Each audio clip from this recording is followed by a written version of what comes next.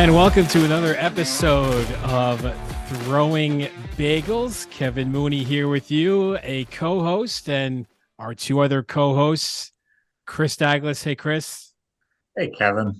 Hey, and Jason Hamo. Hey, Jason. Hello, how are you? Hey, I am great. Thank you. You know, sometimes on Throwing Bagels, we talk about sports most of the time, but sometimes we talk about something other than sports. And this is going to be one of those times. And I think Jay, Chris, and I, we've all been talking about it for quite a while. We were digging and working with auxiliary services, and finally, I don't know how she'll feel about talking with us. We'll find out after. but joining us to talk about the world famous chicken patty day at Oswego and other things is the purchasing manager for auxiliary services at Oswego State. It is Tamara Cunningham. Tamara, thank you so much for being with us. Thank you for the invite. I appreciate it. First off, I mean, you were a student at Oswego. Actually, you were right around the same age as we are. So we just overlapped a little bit toward the end. So we'll definitely be talking about your experience at Oswego soon during our chat. But we wanted to talk more about currently your role as purchasing manager. So about how much food does Oswego purchase on an annual basis? Well, it depends a little bit on the year and the timing and all that, but with the customer base that we have now, I've been purchasing weekly anywhere, and it depends on what our inventory is at the commissary at that point. My weekly purchases are anywhere probably from $60,000 to $80,000. So multiply it out, definitely talking a few million for the year. Wow. Yeah. Definitely. Yeah. Inflation hasn't been our friend recently, but we're still hanging in there and bringing the good quality products that we always have. So are there any food items that are more popular or have become more popular of late over the last few years? it's funny because students will complain that there's too much chicken on the menu. And then what do they eat? The chicken patty, the chicken tender, the popcorn chicken, the chicken wings. They're, our highest, most, the products that move the most of them are chicken, quite honestly. We've seen a little bit of uprise in vegetarian and vegan options. But honestly, put out chicken and bacon and call it a day.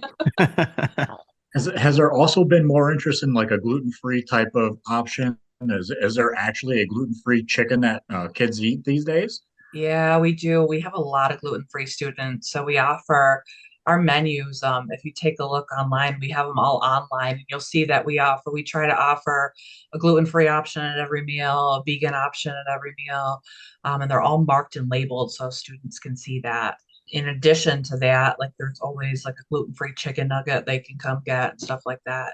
They've come a long way with that stuff, so they're pretty good quality actually now.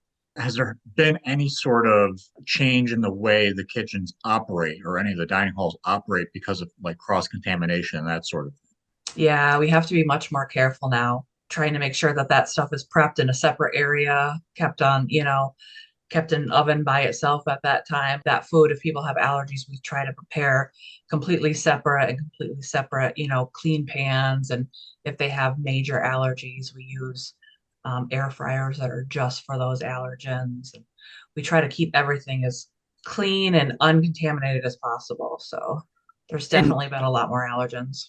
Do you serve, I guess, in those vegans options, do you serve like the beyond meat type of thing? Is that what you kind of serve the students for meat purposes? We have a lot of those products. We're hearing more that they want more homemade stuff, but we have Beyond, we have Impossible, we have Morningstar, we have a lot of those different brands that we bring in.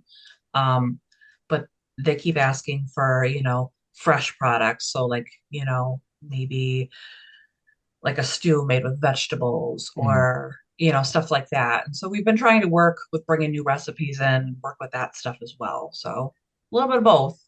What kind of data do you guys, or do you look at data to kind of stay on top of trends, of what the students want, what type of food is out there that's, become popular maybe at other schools or anything like that? Right. Yeah. So that's a huge part of my job is obviously like watching the trends. So we have, reps and different vendors that come in and are like, these are what the trends are. This is what the students want. We also we watch like the food service magazines and we go to conferences to find out what the other colleges are serving and what they're doing. But a big part of our data obviously comes from the students, different surveys and what they're looking to see, because our population might be different than somebody else's. We're getting more students from like probably when we all went to school, they were all from, like northern, central, southern New York. Now we get so many kids from the city that the tastes are changing. Like they don't want regular hot dogs anymore. They want the Nathan's all beef hot dog. They don't want any pork in it.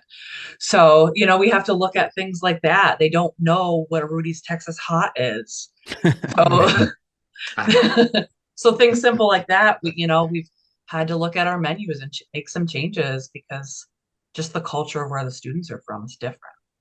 How much purchasing is done from local vendors at Oswego? I don't necessarily know a percentage. Okay.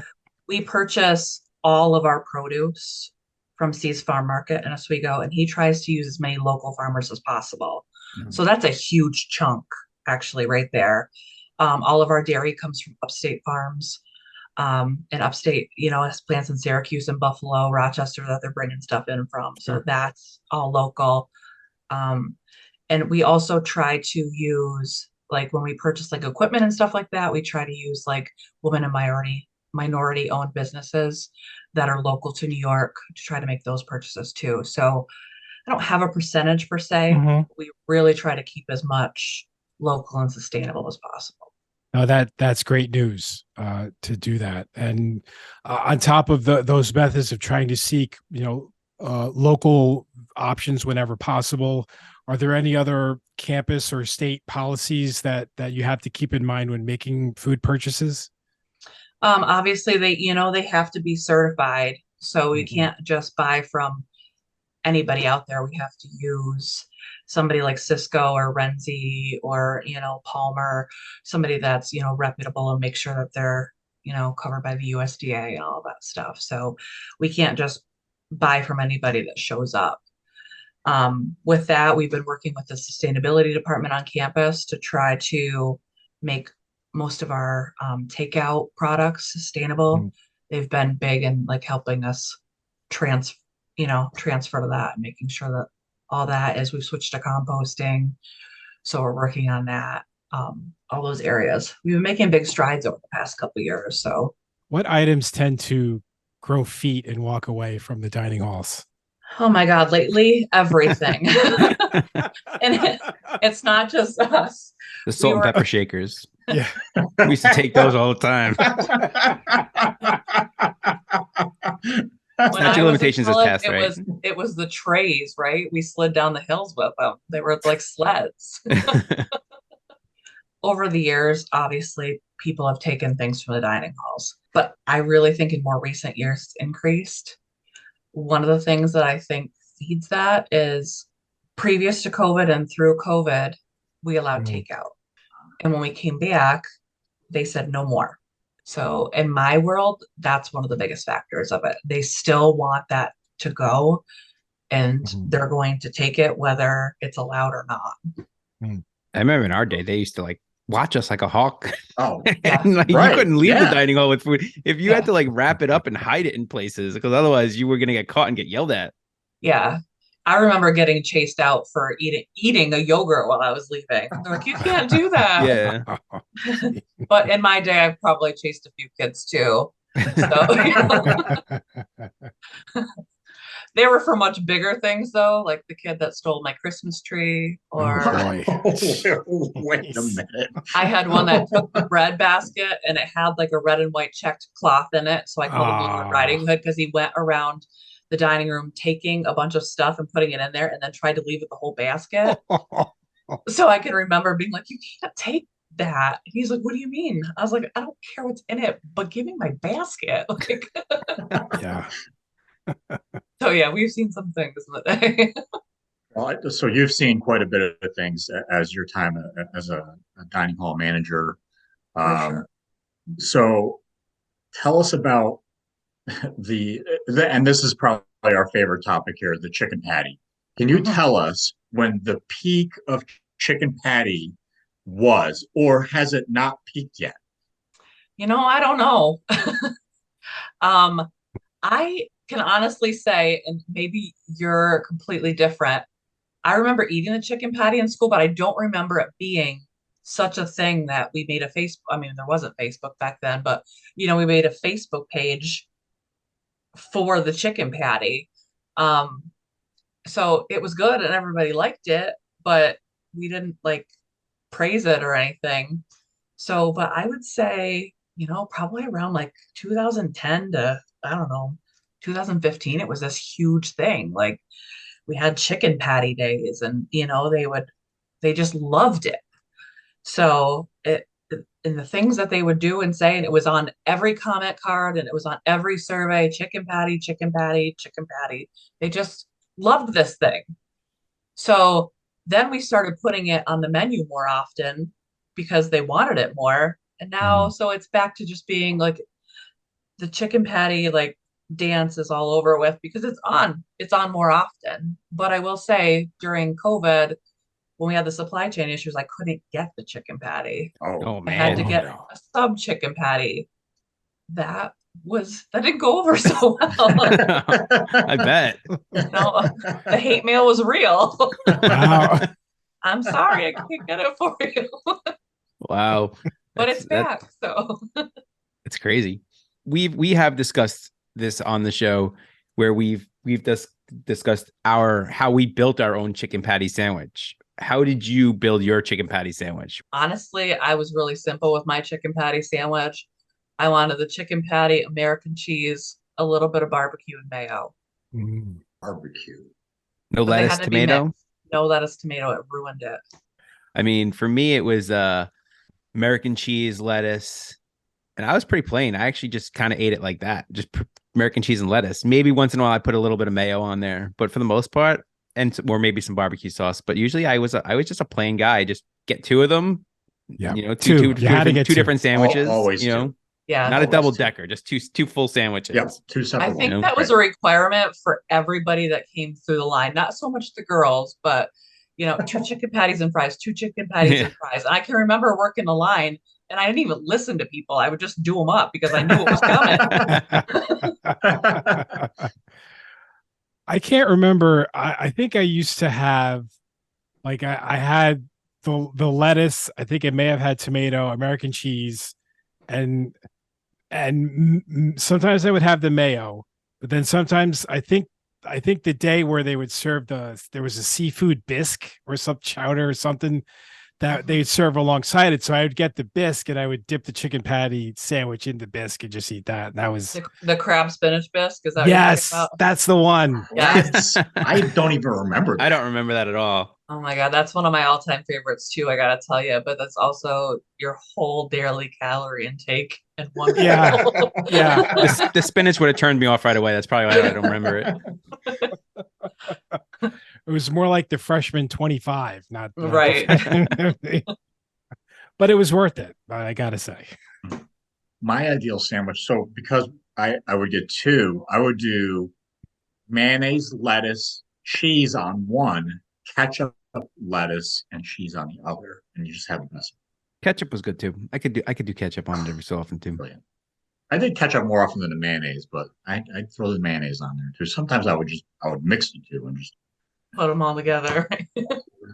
Can the 3 of us like walk on campus tomorrow or whenever chicken patty day is? Can we get one somewhere on campus? Absolutely. Yes. There isn't many a day. So we're down to 3 dining centers now. I don't know if you know that, but Little Pages closed, is going under some renovations. Oh, okay. So it's just Pathfinder, Cooper, and Lakeside.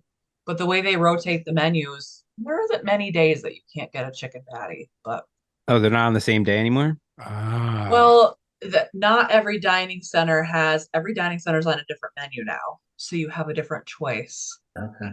And they used to be all on the same thing, serve the same thing. They wanted more variety. So we put every dining center on a different menu cycle.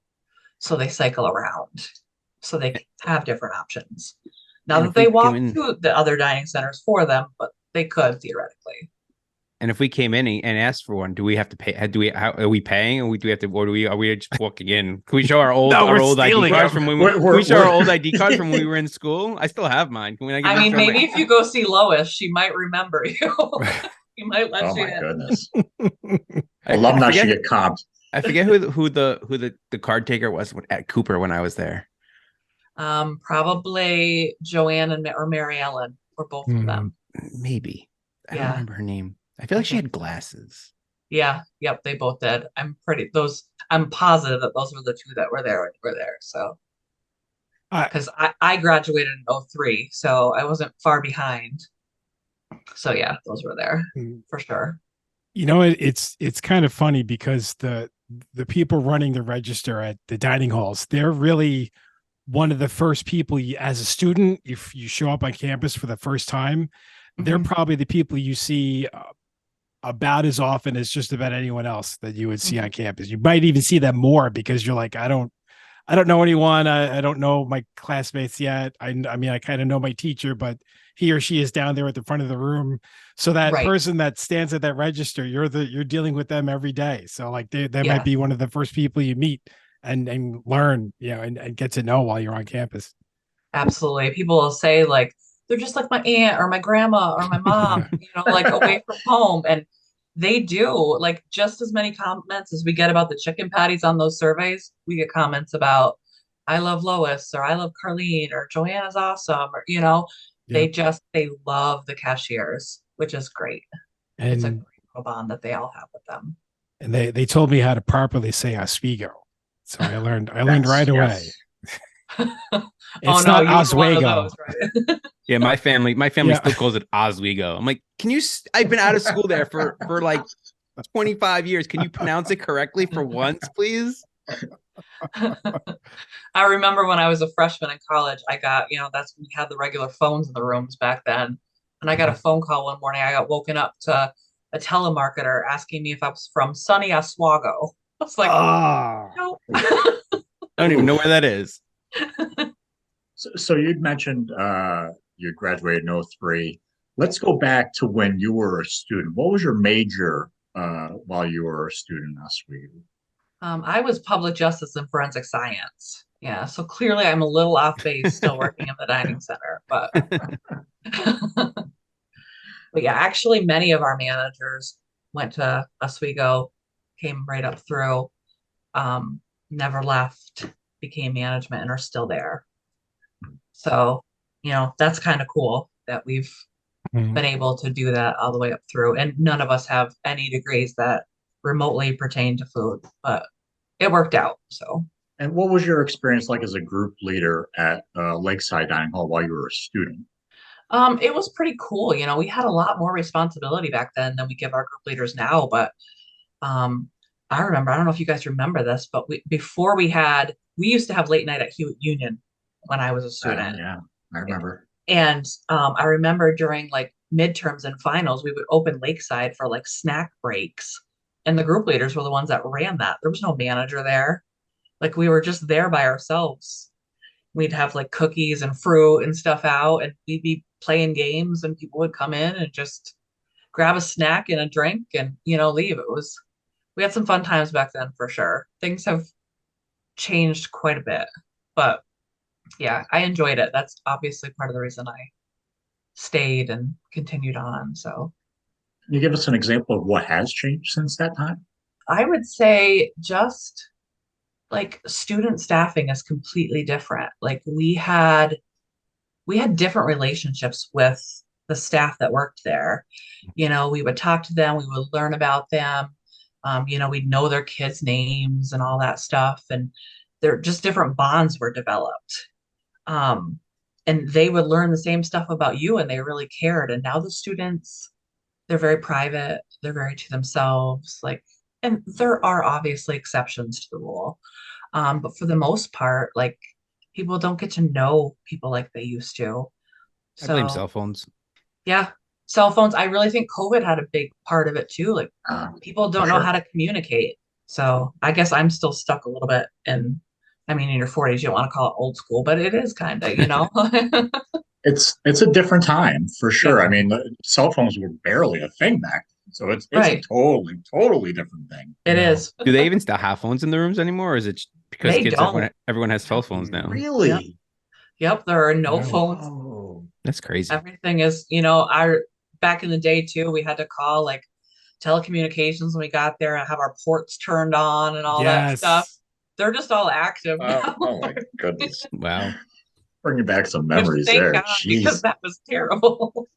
When we initially started talking to auxiliary services about having someone to talk about Chicken Patty Day, they said, well, the inventor was Craig Traub. And I know Craig was a longtime manager there at auxiliary services. Like, what kind of impact what did Craig have on auxiliary services during his career there? So Craig was the food service director when I was a student. He's the one that hired me. I actually saw him last week. He came in Awesome. when our dietitian left. He's doing really well. I give a lot of credit to where auxiliary services is today to him. He was so passionate about food in general.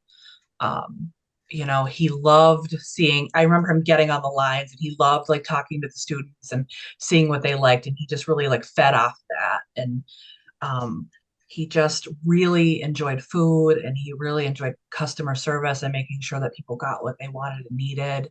He's one of a kind for sure. For me personally, I didn't really live any other part of campus except for Fennell and Hart. So I was strictly mainly a Cooper dining hall person. Mhm. I didn't really venture out to the other dining hall as much because it's in the middle of campus. But what is your favorite dining hall? Did you have one when you were a student? Did you have one, since you've been working at Oswego? So I grew up on that side of campus as well. But I went to Cooper and to Lakeside. Out of the two, Lakeside was definitely my favorite, but that's also where I worked. So that gives a little bit of credit for that. As a manager, I would say, so I managed Little Page, Mackin, Cooper, and Lakeside as a manager. I would say my favorite was Little Page.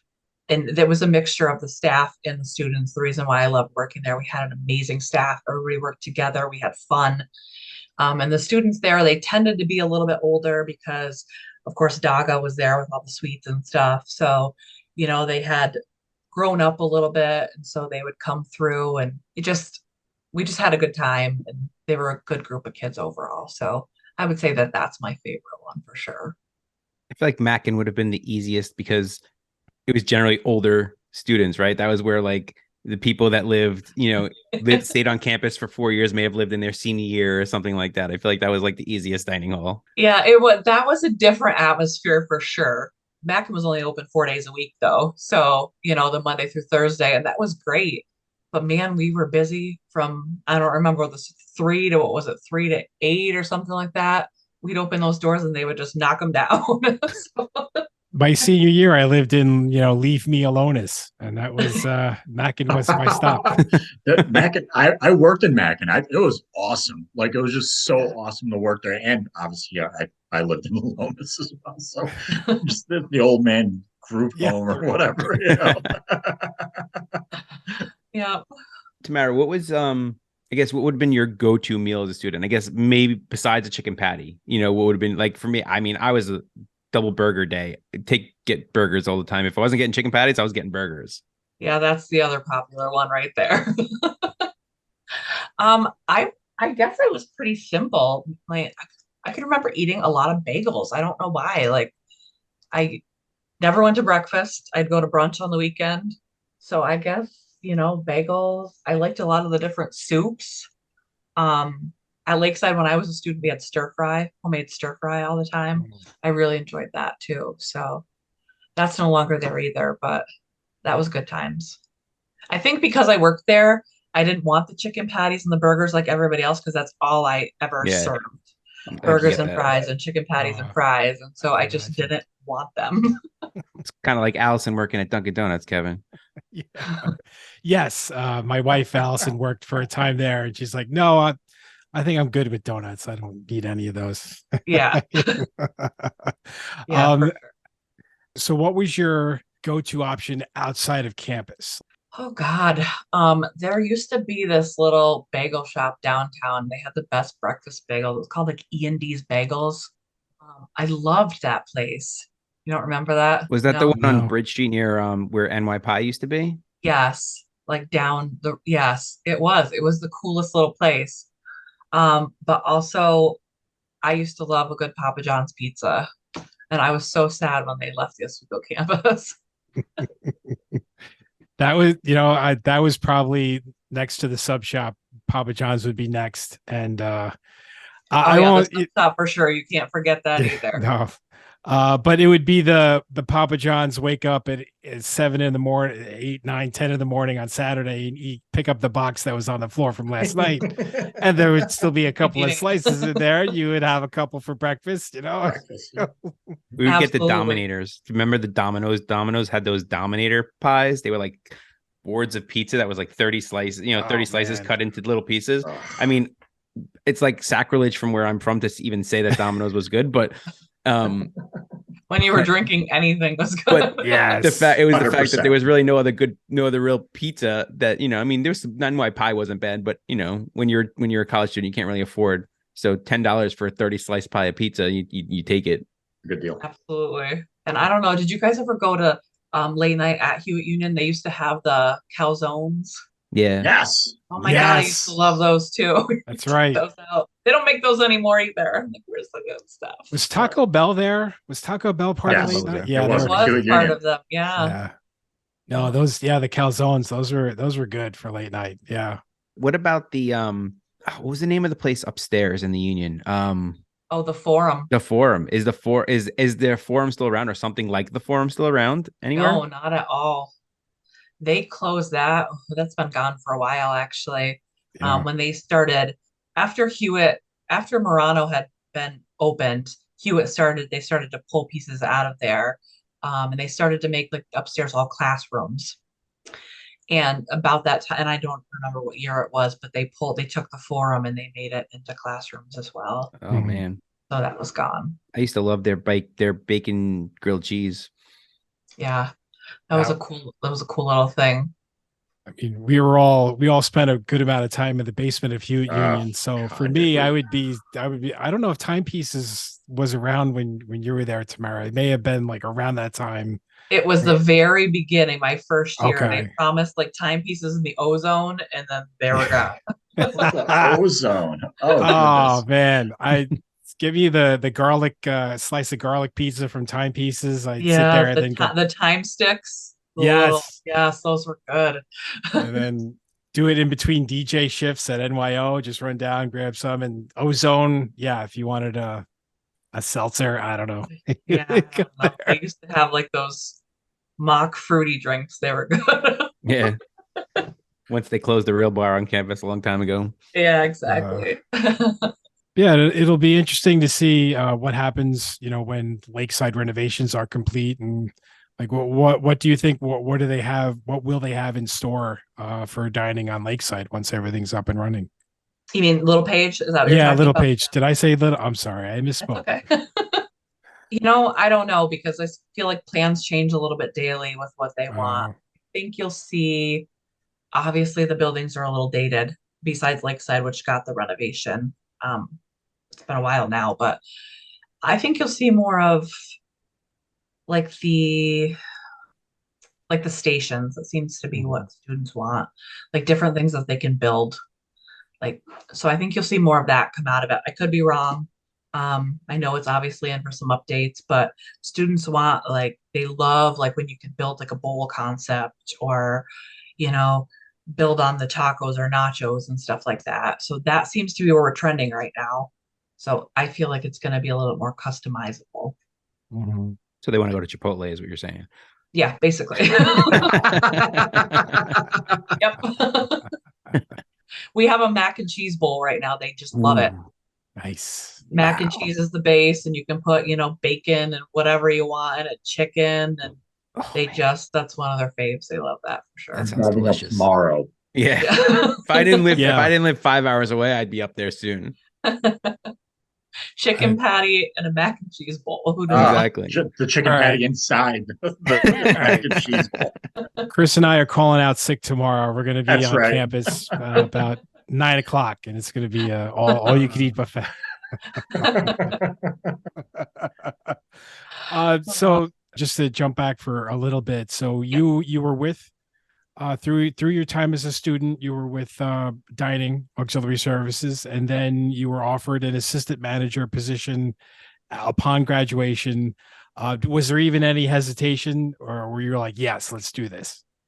There was hesitation actually. Okay. Craig had talked to me before I graduated and was like, what would you think about being an assistant manager? And I had big goals. I was going to work for Camp Hollis for the summer, and then I was going to get this big job. I didn't even know what I was doing, but I was going, and about halfway through the summer, I was still working at Camp Hollis, and I had this moment of panic.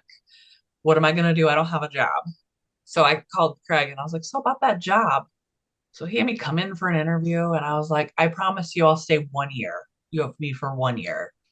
Yeah, well, I remember joking with him at like 10 years. I told you I'd stay 1 year. You didn't expect me to stay 10, did you? But I did. It like sucks you in. So I loved it. I was an assistant manager till let's see, my son was born in 2007. That's when I went to Mackin. I was still an assistant manager there, but I was the only one in the building. So technically I was managing it. And I was there for like a year and a half. And then I got technically promoted to a manager, and I went to Cooper for 5 years after that. So it's been fun. Lots of different buildings, lots of different experiences. With your major, were you really like looking forward to doing, originally? Yeah, I really wanted to be a crime scene investigator. So, but in order to do that, the only college in New York that offered that track at the time was John Jay. And I really didn't want to live in the city at that point. So I was kind of like holding back, and then got married, had kids, and that kind of flew out the window. So, but that's what my goal was. Now I joke that I could probably test the food just to make sure everything's fine and dandy. That's right. Put that chemistry to some kind of use, right? Obviously, the name of our show was Throwing Bagels Podcast. Yeah. For those that are listening, if you want to know the reason and the origin of that name, please listen to our first episode. But what I wanted to ask you, Tamara, is do you have, or I should say, what memories do you have of throwing bagels? Did you experience that going hockey games back in the time you were going there? I have both positive and negative memories of this because when I was a student, I loved it, right? We'd steal the bagels from the dining halls, chuck them on the ice. It was great, But as a manager, it was terrible. Because you'd put a whole tray of bagels out and you'd walk away, and 30 seconds later you come back and it was empty, and there was somebody standing there that might have actually wanted to eat a bagel, and they were like, there is none. And at that time our bakery used to make them, so we had to order what we needed, so there wasn't anything to go get. So then we tried to smarten up and like put them under a counter, so people had to like ask for them. But then they just learned and started stealing them days before. Like we couldn't win.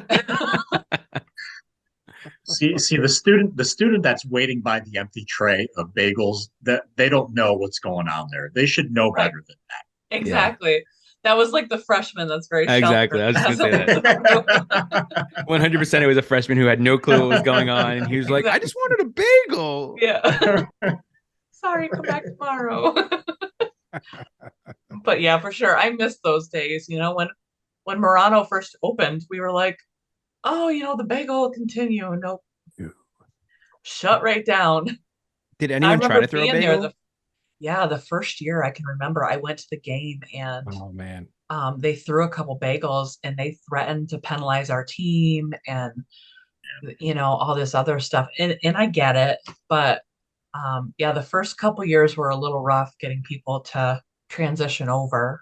But I mean, I don't know if you guys have been in the new campus center, and it's beautiful and it's great, but Romney had this, I don't know what it was. It had this atmosphere. Yep. And maybe it's because we grew up in that era, but I certainly miss that atmosphere for sure. It doesn't have the same feel, right? Right. It's the emotion that you felt in Romney doesn't feel the same as in the new one. And I haven't been to the new one in a while, but from the times I have been there, it just seems like it's very laid back and very Right. more conservative. I don't feel like people are really into it as much. Yeah, we were all up on our feet, hooting and hollering, having a grand old time. That just doesn't happen. The atmosphere is different for sure. It's a stale environment now. It's very stale. Yeah, that's a good word for it. I remember as a student one time, I was standing on the bleachers, we're all having a good old time, and somebody yelled duck, so I did. Well, the kid behind me didn't, and he took the puck right to his chest. Oh, Yeah. But that would have been my head if I wouldn't have ducked. wow. Good thing you were listening. Yeah, good thing. You always had to have your head on a swivel in Romney. It was, for opponents walking into Romney, it was about as intimidating an environment as you could get. And I have been there where the crowd literally turned the tide of the game. So like Oswego may have been struggling at one point, they may have been down a goal or two, and then the crowd would start getting into it. The baseball team would always be there, getting people riled up, and then everyone started to cheer, and it would bounce off the walls right onto the ice, deafening at times, absolutely deafening. And Oswego would really feed off that energy and take a lead, a few times later in games. So you really can't understate the kind of environment that took place in the Romney Fieldhouse way back when. Yeah, for sure. That's a great way to put it. Mm-hmm. They certainly did. Chris, we're going to have to make a trip up next year and start teaching people how to cheer correctly. I tried, Jay. I've tried, and I got shouted down.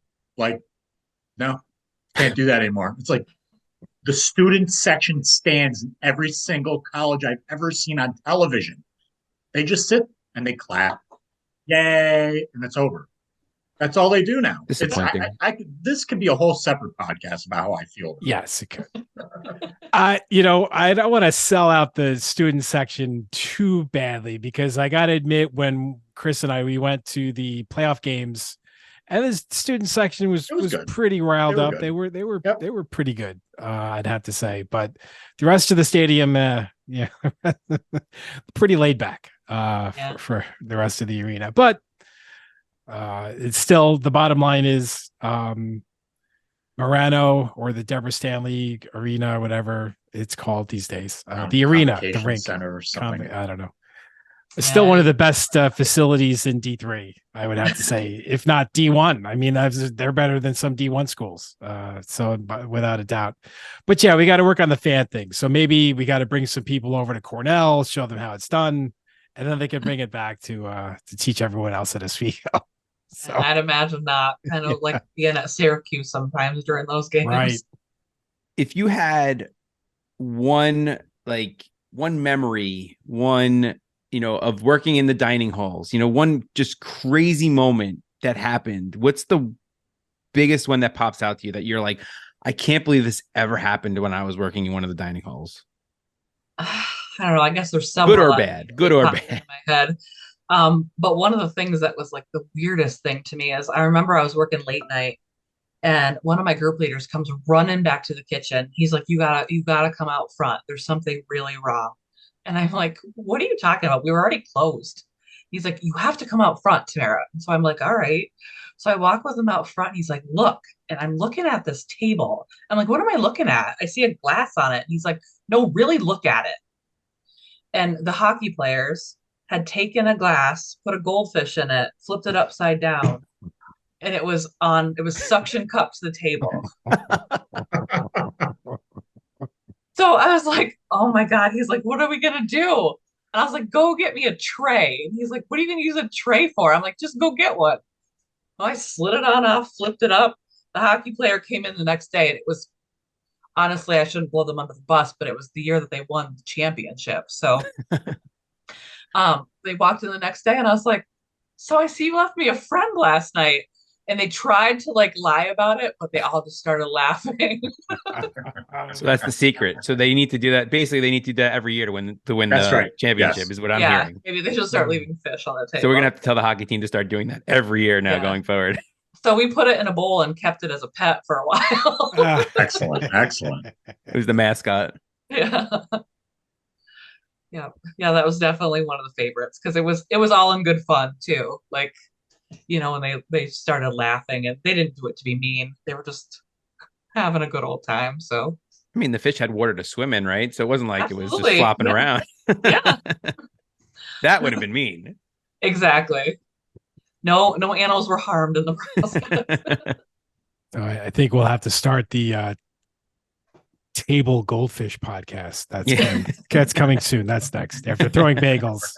Table goldfish. The next incarnation. The rest of the managers might kill me though if they All start. right. Well, Never mind. Tamara, thank you so much for joining us on this Throwing Bagels podcast episode. We really appreciate it. Yeah, thanks for the invite.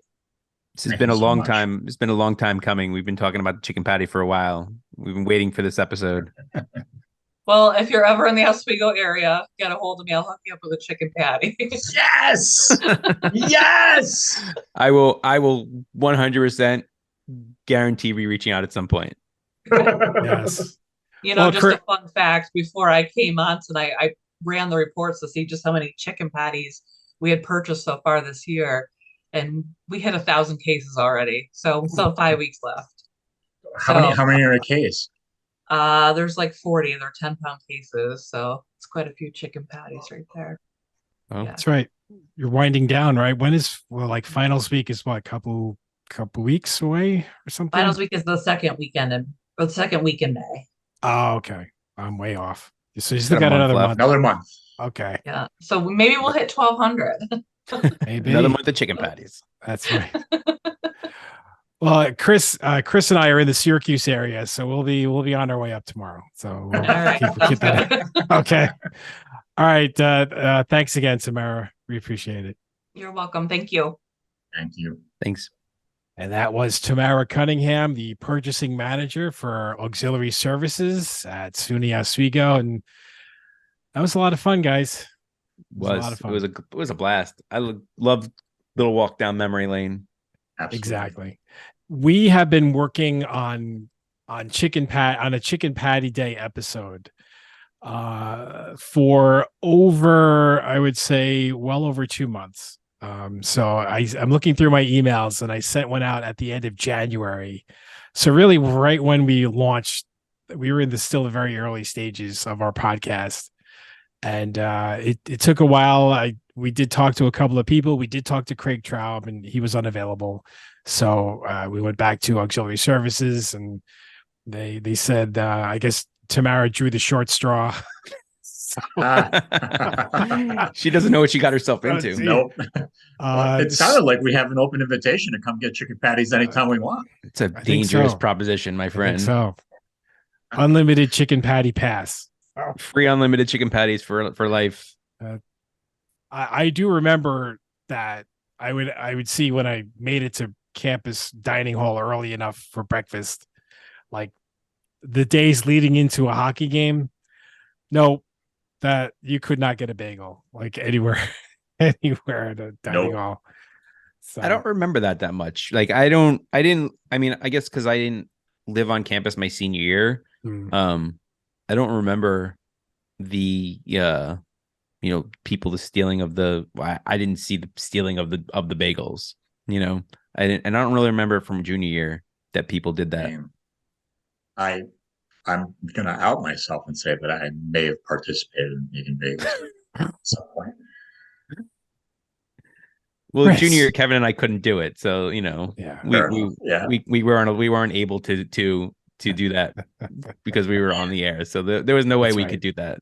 I may have snuck a few bagels for you guys too. It was good practice for Chuck-a-Puck, right? It was, yes. Yeah, see? They still do that although I think they use foam pucks. It's like a foamy rubbery type thing. It doesn't fly very well. No, that doesn't sound. Back in our day, we used the real pucks, man. Yeah, they were real pucks. Back in our day. Listen, Sonny, get off my lawn. Listen here, we used real pucks. And then you hit someone with it by accident. From our vantage point, it was a straight shot for us, yeah. Jay. We were in that booth. It was always, yeah. We're like hanging over the center dot practically. Yeah. So you could just kind of float that. And I had done that. I did chuck a puck from You there. threw Are a you couple. kidding I me? saw you throw a couple Oh, yeah. over the time we were doing it. Never won, but that's I was going to say, did you guys Allison ever win, won. though? He had horrible aim. We were on the red line and his went left to right all the time. Oh, good Lord. My wife won it a few times, so she had the knack for the puck throwing. Me not so much. But yeah, so we're gonna be Chris and I, like I said, we're going up tomorrow, and yeah, I wonder if I could pot belly some chicken patties, have them freeze them and send them down to me. I'm guessing they come frozen already, so yeah, we'll just ship them down to you. Yeah, right. We'll get the supplier. It won't be the same though. I don't have a fryer, so it means it's not gonna be the same. I can air fry it, I guess, but I don't know. I'll dry it out. Yeah, I don't know if it's gonna be the same. That's the other thing, Chris. Like, right, these guys, were making not. A trip. There was never like a dried out chicken patty. There were always. I don't know how they did it, but it was like right on the nose, perfect every time. Yep, 100%. And you just lathered it with some mayo or ketchup, and lettuce, and bones and cheese. All right. I am definitely come hockey season this year making a trip. All right, maybe over the summer as well. We'll see. Okay. Although summer it's not going to be open, so that defeats the purpose of that. I know. We got to contact them. We know a person. Exactly. Can you open up the kitchen for us just so we can make a couple chicken patties, please? Fire up the fryer. I'll do it myself. We just need 4, 5, maybe 6. We just need 6 chicken patties. That's all. We're just gonna turn on the fryer for like, I don't know, half hour. Get that thing boiling good and then throw some in there. I think we'll be banned for life at that point. Just about.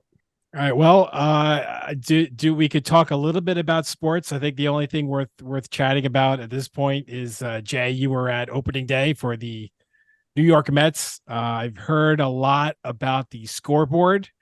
Oh, it is humongous. It is it? It is redonkulous. That thing. I was sitting in the second row on the upper deck, and it was huge. You're like looking at it and you're like, oh my God, like this thing is taller than my house. That's not crazy. Joking. It's ridiculous. Came as advertised. Let's put it that way. You're like, wow. And then you have like the little one to the right now. Yeah, I say little one because it literally dwarfs it and makes the old, one on the right side look like this little like TV that I have on my wall in my living room. Mm-hmm. It's it's very nice. As big as the one at Shea, though, is it? No, it's like it's way big. 12 times the size of the one at Shea. Yeah, no, I'm talking like the whole thing where they kept like the lineups on each side, like it's taller than that. Yeah, it's huge. It's I can't even explain how big it is. It is insane. I saw something the other day on the size of it. I don't remember off the top of my head, but it's. You guys keep talking. I'll look it up. Go ahead. Keep talking. It's crazy. I was I got there and the first thing I did was I went and I was on the field level, obviously, when I first got there, and I went to go take a picture of it. And I was like, oh my God, thing is huge. And then you go behind it, right? Because then you walk around the concourse and you go all the way to the behind center, behind the wall in center field. And you're just behind where where some vendors are, where the other vendors are, and you're looking at the back of it. You're looking up at it. You're like, oh my God. It's like looking up at the World Trade Center. Like, wow. All right, you're ready. So this thing is 17,400 square feet. So it is 3 times larger than the screen that was there at Citi Field, which was big enough. So so it is gigantic. When you see it in person, you'll be like, oh my God. Like, I saw a friend of mine. I posted a picture of it on Facebook, and she was like, "It looks humongous on TV." I was like, "You have no idea. In person, it makes it look like what it makes it look like in person. It's not even remotely the same thing. You can't even compare the two." What'd you say the size of that was? It was over 17,000 square feet. The scoreboard at Shea was 15,000 square feet. No. Was Yeah. it? Oh, the scoreboard. Oh, the Well, whole this- scoreboard. The with- whole yeah, thing, okay. right? Yeah. That's what I'm saying. Okay. the Yeah. whole So thing. so think of that as one big TV, and then add 2,000 more square feet to it. Yeah. Yeah. There you go, Chris. Now you know how big it is. That's outrageous. Yeah. Exactly. No. We have played Madden on that thing. How awesome would that be? They did that. There was a video of someone playing like Madden or something else on there, and right when they first unveiled it. I mean, you could sit in the upper deck and just, oh my God. Oh, it'd be great. Right. And it would be like if you sat in like the first row of the upper deck, it would basically be like sitting on your couch where your TV is on your wall That's and what I'm like saying. playing That's there. awesome. Yeah. So now we know what they're going to do during when the Mets are on the road. There's an idea right there. Steve Cohen. Or there's a rain delay. Yeah. Let's hashtag or let's at Steve Cohen and say, Right. hey, look, listen, e-gaming. Here's our idea. Right. Esports. Yeah, right. Seriously. That was second to the game itself. Right. Yeah. And then they had Edwin Diaz come out for they announced Edwin Diaz after they announced the whole team, and he came out. They started playing his music, and he came out to the top of the dugout steps, which was pretty cool. That was really a great moment. And Yeah. It's unfortunate that the Met fans will likely not see him this season, but Yep. at least they had that one opportunity to do that. Well, I think that'll do it. That was a fun Oswego related podcast. Great job, Chris, cross promoting our first podcast. If you do want to know what Throwing Bagels is all about, then guess what? Just listen to that podcast, and there you go. Sounded professional for about 30 seconds there, Fantastic. And you can also, by the way, check out our website. There is a blog out. We're blogging when we're not speaking. So the latest blog has been out on the website for a bit now at throwingbagels.com. I'm the last one to blog, and I wrote about how I went to a couple of opening days for the Syracuse Mets, the AAA affiliate of the Mets, and including the first game ever. That was exciting. Many years of waiting for the Syracuse Mets to officially take place. So that was very exciting. And then there's a picture of you and Allison included in the blog. That's right. Captured by the Syracuse.com folks. Post Standard, maybe it was Post Standard. Post Standard, yep. Both. I don't know. I don't know if it ever made the printed version, but I know it was on the website because I heard from people. Yeah. I had that's right, my trapper hat. How to get the trapper hat? We needed it that day. So, I mean, opening day in Syracuse is usually pretty cold. It was full degrees district and too, right? windy. it was awful that day. Now, this past one this year in 2023, it was actually milder. We were in the 50s, so it was like, oh, I don't really need this trapper hat. This is actually okay. But yeah, 2019 way colder. It was crazy. It was supposed to be 78 degrees at Citi Field on the real opening day this year, this past Thursday, and of course they rained it out and it never rained. The next day it drops to like 50 degrees. I was like, son of a, who's gonna go wearing shorts? Now I had to bundle up and wear a jacket and everything. I was like, man, now it's cold out. Because you know how Shea is when you're sitting in the upper deck, or Citi Field, just the area, the wind coming off the bay. Not the same. Yeah. I was not happy. I mean, it was fine, but I bitched a little bit. Just a little. So check us out, throwingbagels.com. You can email us, throwingbagelspodcast@gmail.com. Listen to us wherever you get your podcasts. You can download it from our website. So maybe you don't have the time to sit by your computer, just download it to your portable device, your Walkman, right? Is that what the kids use these days? The Walkman? Yeah. And then you go ahead, listen to it at some other time. That's great. You know what's funny? Going back to the interview we just had with Tamara, I can't believe they don't have freaking. I guess I should believe it, but they don't have phones in their rooms anymore. Yeah. It was like 315-312, blah, blah, blah, blah, blah. Yeah. Yeah. That was the first 6 digits. Everyone's phone number. It was those great like handset desktop phones, the big receiver, and like it felt like it was a Slam real those phone. down when you were pissed off. If you spoke to your parents on your phone and they yelled at you for something, you were like, whammo. Right. This is what I think of you. There's something to be said. I never about did that though. Never did that. Oh no, never. course Me not. neither. But there's something to be said about slamming a phone down versus angrily pressing the hang up button on your smartphone. Yeah, That's not the same. It's not the same. No. If you got really angry, you just yank the cord out of the wall. The whole thing. The whole thing, just chuck it across And then the threw room, the phone. Yeah. Show you. There may have been a broken phone at some point in my time in Oswego. I'm not gonna lie. I don't know who would have done it. Couldn't have been me, but there was definitely a broken phone at some point in my 4 years of Oswego that someone broke. Match all the equipment we had at TOP and NYO. But yeah, that's a great point, Chris. I mean, it wasn't for me. It wasn't that. And I know this podcast is going to be like a 5-hour extravaganza at this rate. But I think I dropped a landline not long after college. Like we were like, my wife and I were like, why are we paying for a landline? We never use it except to order pizza, and we just do that on our phone, on our cell phone. I haven't had a landline in years. No. And the only reason why I did have it at one point was because I had the triple play package for cable, but I never hooked on the phone, so it didn't. Yeah. It's bringing back memories of long distance phone calls and MCI and this and that. And, you have your card to pay for long distance and topping that off. And oh my God, it was crazy.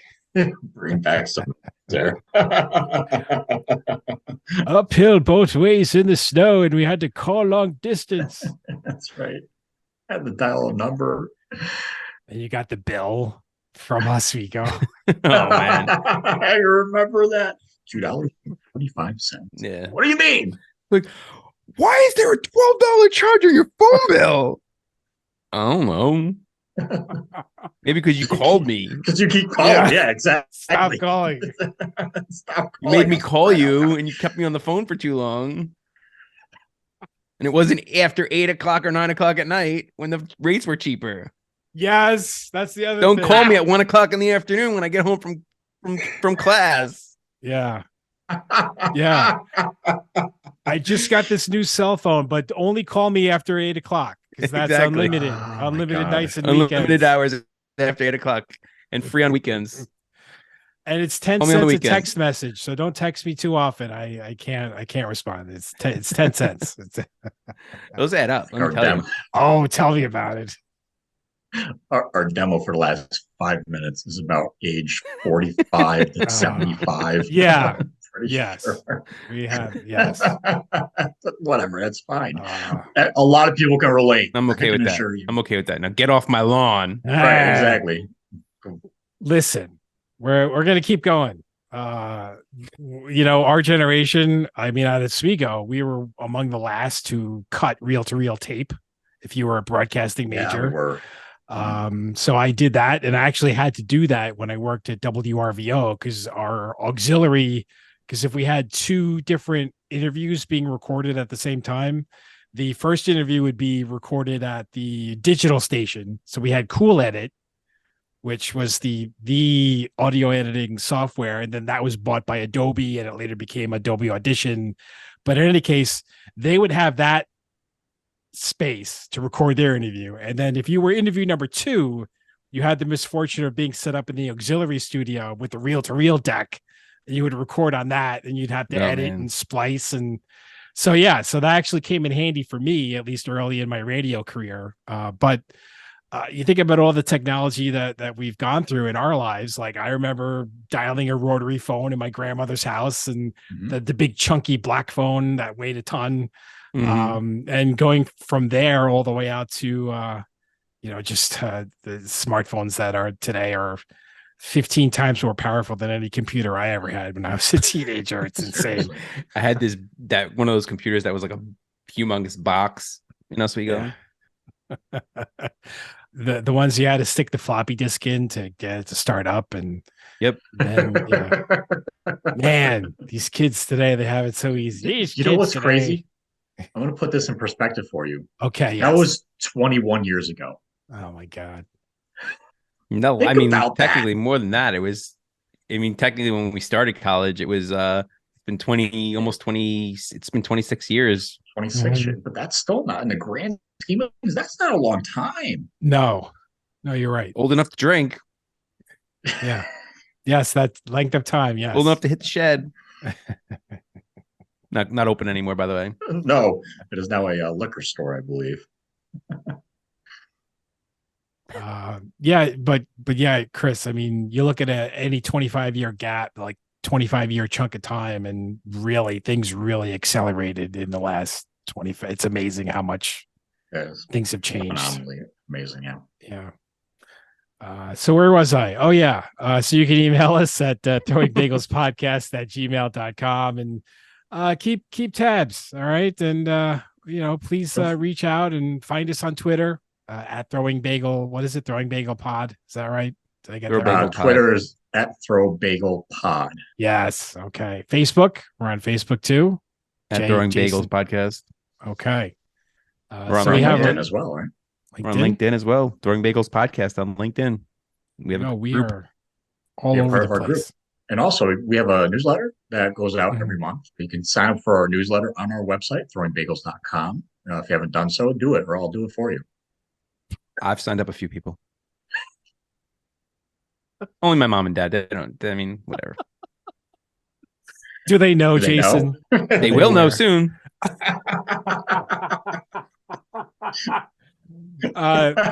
That's our only request, is that you asked for their permission before adding them to our list. Of course. Our they're my parents. I'm allowed to do that kind of stuff. Okay. I did some Joe Schmo on the street. Fair enough. So yeah, that needs Joe Schmo or get his permission first. Yes, if I do, I will get his permission. The newsletter, as Chris mentioned, is basically a recap of everything we do over the course of the month. So April, last day of April, we will send you a full recap of the blogs we've posted, the episodes we've posted as well, the people we've spoken with. So it's really a great opportunity for you to catch up on some of the things you might have missed over the course of the next few weeks. So please, sign up whenever you can, and we will talk to you next time. We are actually keeping the Oswego. We're staying on the Oswego State train, right? Because next time we are talking to, I think, one of our favorite professors, and he's still teaching at Oswego. Yep. Mm-hmm. Is none other than Chris Mack, who's just a phenomenal teacher. So we are looking forward to talking with him on our next podcast, and we got a blog or two in between. So please stick around, and we will talk to you later. Thanks, Chris. Thanks, Jason. Thank you, Kevin. You, Jason. Take care, guys. All right. See ya.